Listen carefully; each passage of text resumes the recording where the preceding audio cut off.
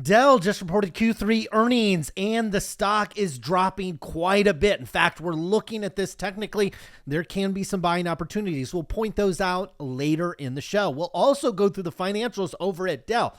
Look, the company's AI business, which the company talked about during their conference call, we'll talk about that. That is on fire. The rest of the business, not necessarily on fire. We'll also look at the balance sheet over at Dell.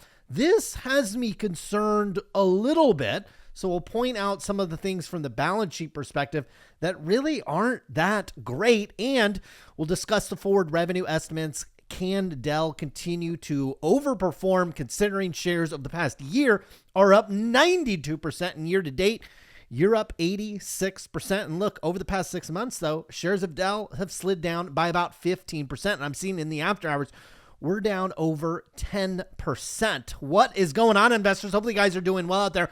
Dell Technologies Q3 numbers came in. Revenue came in at about $24.4 billion. That was about 9% growth year over year, but it did miss expectations. The expectations on Wall Street were about $350 million higher at about $24.7 billion. The high end was closer to $25 billion. Now, the company gave us an update on the business model that a lot of people are piling into Dell stock, certainly over the past year, based on what they call their Infrastructure Solution Group, or ISG. That revenue came in at $11.4 billion, up 34% year over year. We'll show that to you here in a moment on a little bit better detail. But with servers and networking revenue up $7.4 billion, that was up 58%. And they say AI is a robust opportunity for us with no signs of slowing down. That's a good news if you're a shareholder of Dell. Interest in their portfolio is at an all-time high, driving record AI server order demand of $3.6 billion in Q3 and a pipeline that grew more than 50% with growth across all customer types. So they are seeing their AI business absolutely on fire. So that should mean that the upcoming quarters, we're expecting 14% growth. I think certainly as you get into next year, the company just put up a quarter of $24.4 billion. I don't think they're going to have any problem moving into next year, beating or meeting the expectations set for Wall Street. So the bar is set relatively low for Dell to jump over. We're seeing other computer and server makers flop in the after hours, with HP also reporting Q4 results. Its stock down about 8%. I think what we know right away is a lot of the good news was already priced into the stock. Now, we don't have a giant valuation on this one, trading at just 18 times forward, but there are some things when we get over here to the financials that have you concerned a little bit. And maybe it's just me. Maybe I'm used to looking at Google, Apple, Microsoft, and those types of companies that have pristine financials.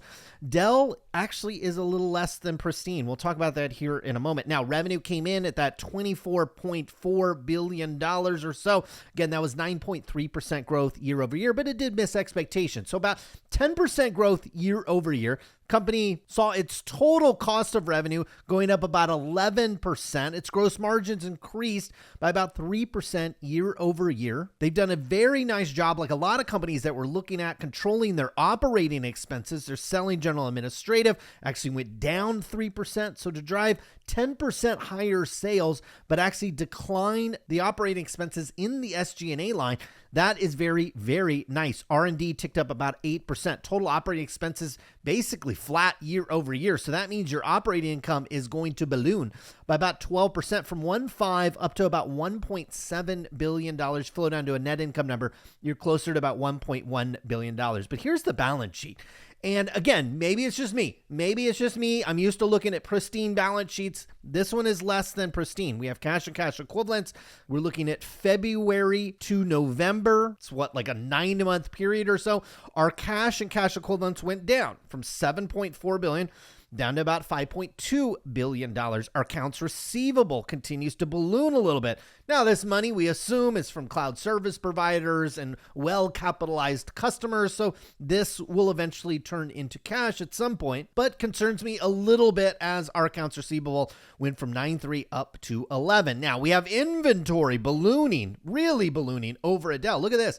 Last year, or in February, you had $3.6 billion worth of inventory. Now $6.6 billion worth of inventory. Total assets over the past year went down from $82 billion, basically flat to $82 billion.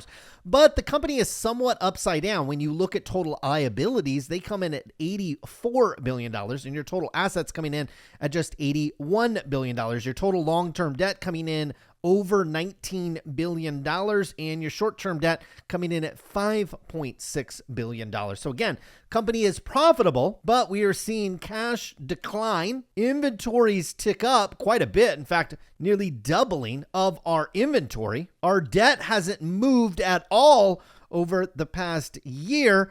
And so we get down here to cash flows. Now, operating cash flow coming in at $1.5 billion.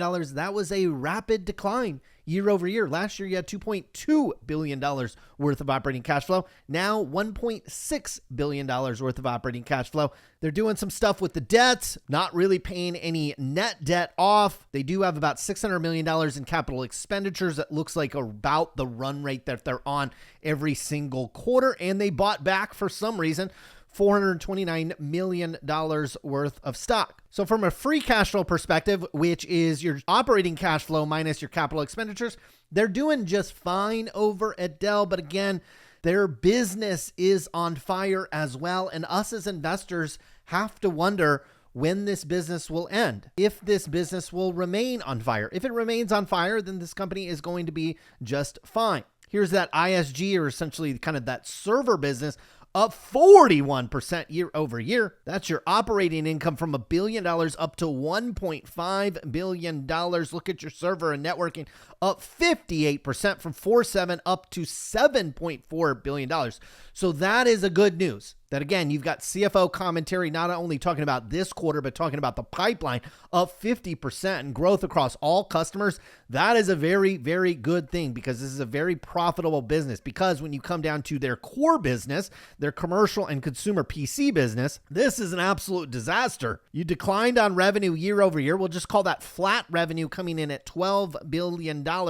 Here's your operating income, though, down 25% year over year to just $700 million in a quarter. This is a company you do not want to hold for the long term, unless for some reason you believe that this AI server business is going to be like a decade-long thing. And look, I could see that argument. I could probably even make that argument. But if this server build-out is only like a 2-year, 3-year type of thing, this company is going to leave a lot of people holding the bag, because the only thing holding the stock at these valuation levels is the fact that they're printing massive net income number based on massive revenue growth from their server and networking business. If that business starts to flatten out and dry up, this stock is incredibly overvalued. And maybe some investors are looking at that in the after hours. We've got a fake red candle up on this one because we ended the day at about $141 per share.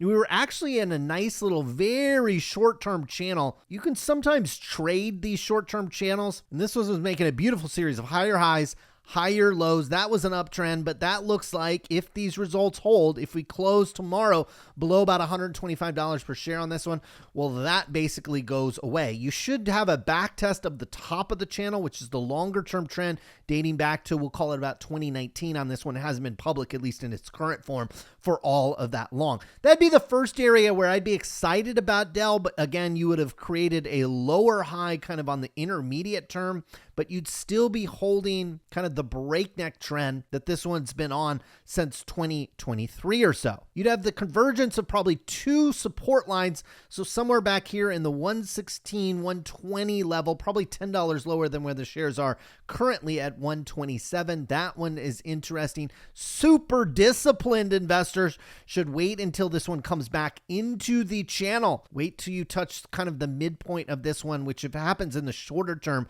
will take you back down to about $100 per share. You get back into the $100 per share. First of all, your dividend yield will be significantly higher on this one. Also, your multiple, trading about 18 times forward on this one. You're hanging your hat on this server business, which we can imagine for the next 365 days will be a very, very good business. But when you start to look out 2 or 3 years with Dell, where will this server business be from a growth perspective? Also from an operating income perspective, will the margins continue to get squeezed by the other competition out there in the marketplace, including Super Microcomputer and even HP? We worry about that because their core business, the commercial and the consumer PC business, is basically a high revenue, basically no margin or low margin business. There's not enough margin for safety, in my opinion, to run out there and have a significant portion of Dell. If you want to sprinkle a side investment in this one, certainly can be doable, but there's not enough to like here from a balance sheet perspective and a margin of safety perspective.